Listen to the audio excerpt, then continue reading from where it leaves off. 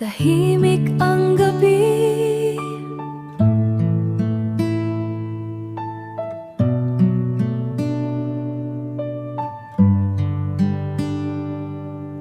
tahimik ang gabi.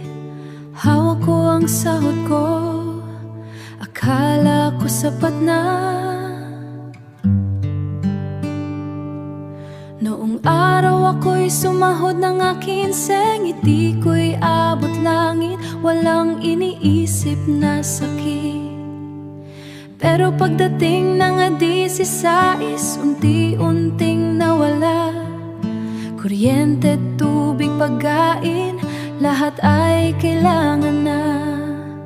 At habang lumilipas ang mga araw, parang ang bilis mawala ng pinaghirapan ko.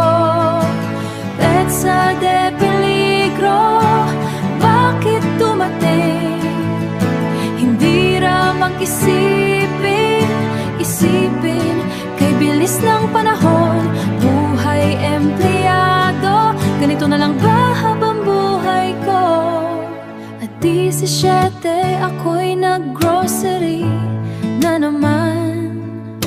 At 18 LPG para may lutong ulam.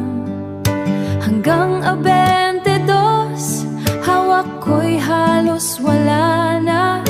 Tahimik na tados, hawak ko'y halos wala na.